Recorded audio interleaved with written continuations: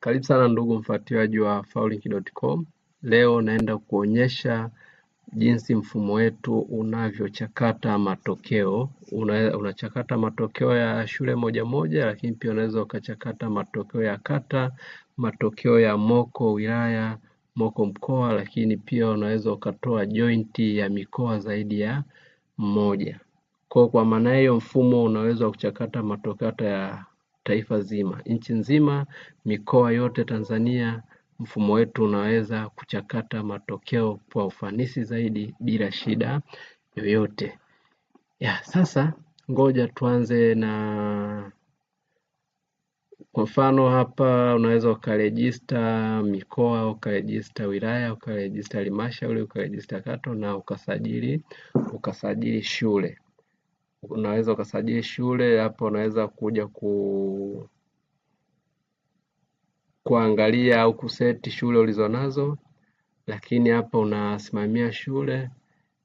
Hapo unasajili wanafunzi kama unavyoona hapa. Hapo unasajili wanafunzi, hapo unasajili staff, unasajili darasa, unaseti zile boundaries ulizonazo, unasajili somo, unasaini masomo kwa walimu. Kila mwalimu unampa somo lake, na akiingia kwenye mfumo anakutana na masomo uliompa. Anaweza akasimamia wanafunzi wa hayo masomo aliyopewa.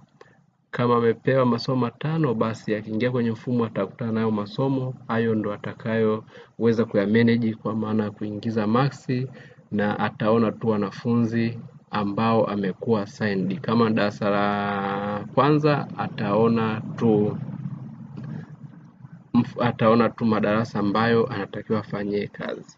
Hapa utaona masomo ya shule nzima, unaweza ukachagua masomo ulionao, lakini hapo una seti mtihani.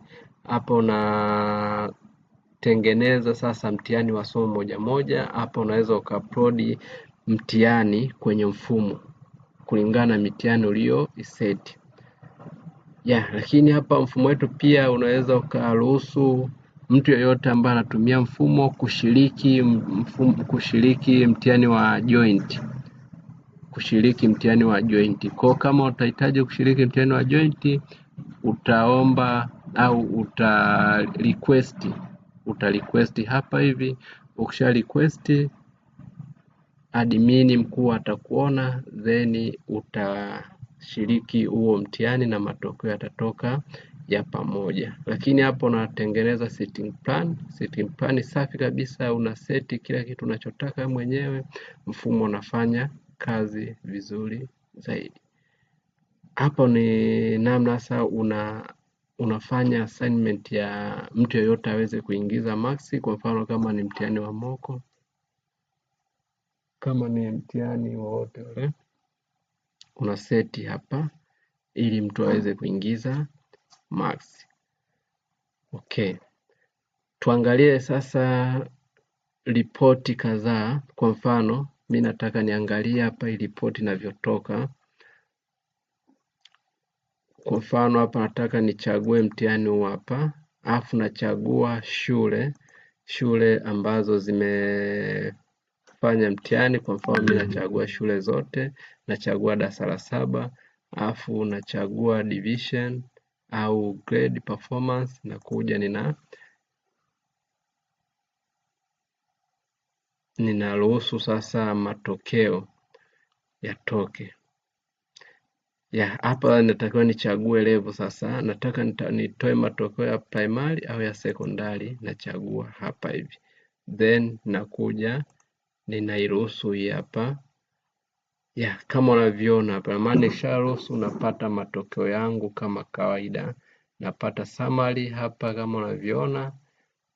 Napata summary bila shida yote. Lakini kama ni kwa secondary, nikichagua hapa kwa secondary, nikachagua hapa division summary, pia nitapata matokeo yangu ambayo yanahusiana na sekondari. Kama unavyoona hapa, napata summary hii hapa, ambayo ni summary nzuri kabisa, ambayo inakupa uwezo wa kuchanganua matokeo bila shida yote. Inaonyesha shule, namba ya mwanafunzi, jina la mwanafunzi, jinsia, marks alizopata, average, position yake, grade, na GPA.